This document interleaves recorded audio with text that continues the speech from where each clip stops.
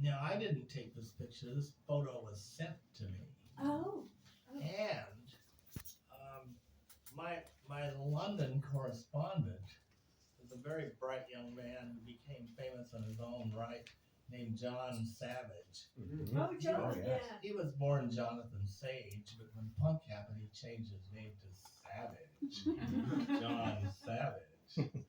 A lot of people change their names, by the way, when punk happened. In fact, people often do this whenever undergrounds happen. You know, like you take some Hindu name or something. And so here, so the point is, John Savage, yes, yeah, there's this very avant-garde group, named Throbbing Gristle, which sounded like a very weird name to me, slightly suggestive of something. And so, and so, yeah, I said, I'll put them in Search and Destroy. I mean, I trusted John. He was my London correspondent, and he was smart. And I wanted him to be avant-garde. And I mean, I asked for things that I didn't get, took me a while to get. Like, I asked for an interview with J.J. Ballard because I was a fanatic. Yeah.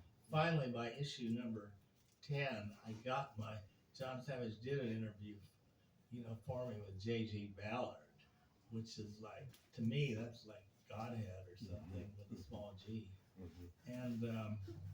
And so the point is that I started my own correspondence with Genesis P. Orridge and probably Cozy.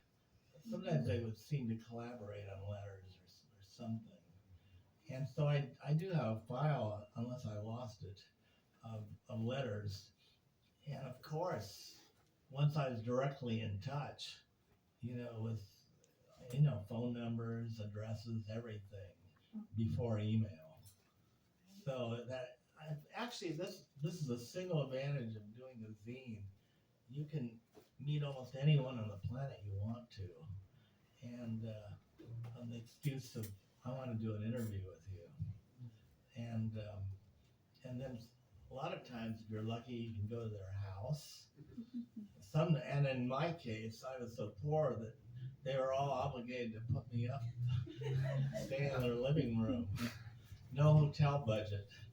Back in, I've hardly ever stayed in hotels. I'm not proud of that, but that's the reality of how you do underground publishing, because you don't expect to have a huge audience, and you don't even expect to break even.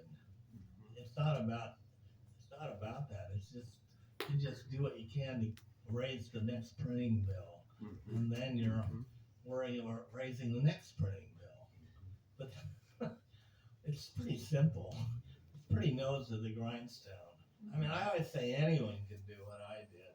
You just have to, stay at home a lot.